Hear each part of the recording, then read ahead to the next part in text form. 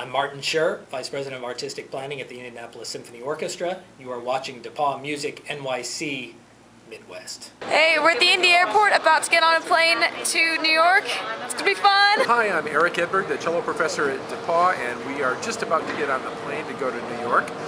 Before we do that, we wanted to talk about the exciting trip we had on Friday to the Indianapolis Symphony, where we met with Martin Scher, the Vice President of Artistic Planning for the orchestra. He talked to us about their audience development efforts, especially to bring in the under 40 audience, and particularly through their happy hour concerts that feature the genre crossing group Time for Three, that includes the orchestra's concertmaster Zach Depew. And then after that meeting and having dinner, we heard a wonderful concert with the Sibelius Monotonella, the Elgar Enigma Variations, and the Brahms Second Piano Concerto. This is Brooke Addison. Brooke, what did you find most interesting in our talk with Mr. Scher? I really enjoyed how diverse the music was that he listened to. He gave us examples of things. He brought his iPod in and we got to listen to some things. So I enjoyed that part. Yeah, and a lot of the students found it really interesting that the Vice President of Artistic Planning for a big major American Symphony Orchestra listens to a lot of indie rock and what's sometimes called alt classical music, especially by the New Amsterdam group, including composers like Judd Greenstein, and progressive programming they're doing for that happy hour series. Colin, how about you? What did you find most interesting in that trip? Yeah, I was just totally impressed with the way that Martin just dropped all of these like indie rock artists. You know, I talked to him about Andrew Bird. He was talking about Bon Iver and doing a collaboration with him.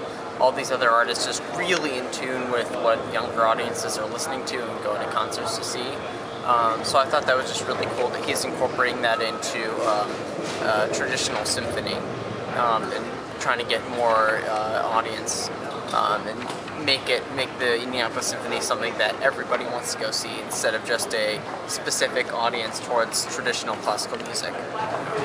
So that was really fascinating. One of the big questions that we're looking at as we do this trip is what can traditional classical music institutions do to engage younger audiences, especially audiences in the 20 to 40-year-old range.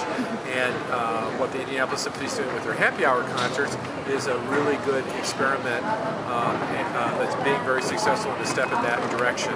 So for now, we are Eric Edberg, Colin Hutchison, sorry, and Brooke Addison at the Indianapolis International Airport, and we will see you in New York. Hey guys, how you feeling? We just arrived at the hotel. Awesome. So Brooke and Catherine, it's your first subway ride. How do you feel? Really excited. Yeah? It is a little shaky. So we're on our way to LPR. You hear Dr. Sun Yat-sen by Huang Ro. Look, it's Professor Lansrine. This is the Place Rouge, and this is the big line. Hello.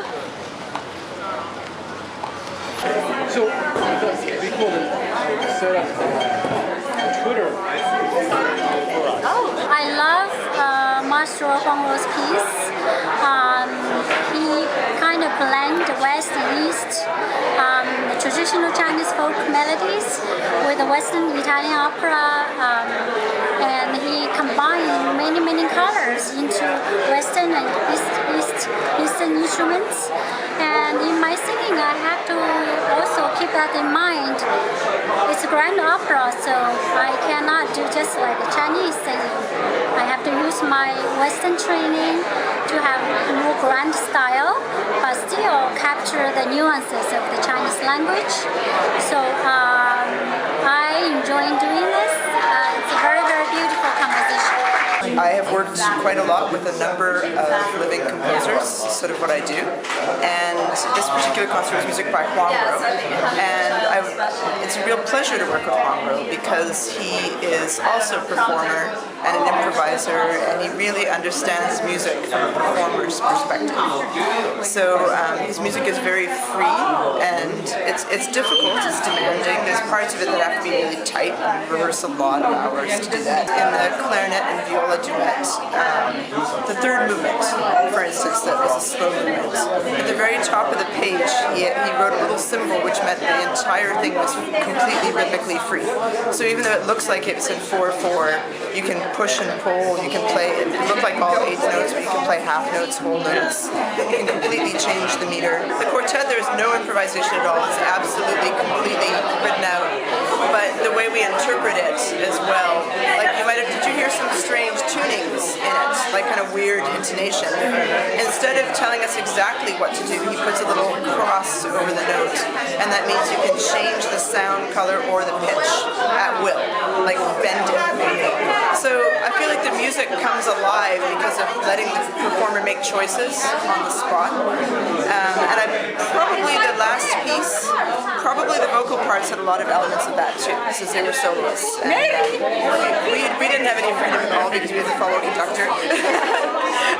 But for me, that's what makes Form Row really interesting. And I also love the way he incorporates Chinese elements in a Western context, but in an extremely sincere, heartfelt, and tasteful way. There's nothing showy about it, and there's nothing, he's not trying to imitate anything. It's like really what's in his blood. I liked it. I liked it too. The soprano was fabulous. Loved her. Yeah, the tenor really dramatic. The orchestra was beautiful. Really good. Really good. Oh, I really enjoyed it a lot. Is it over there? Yeah, it was really He said it's pitch bending and the melding of different languages and the cool atmosphere. I loved it. What do you think about the audience demographic? About the what? Audience demographic.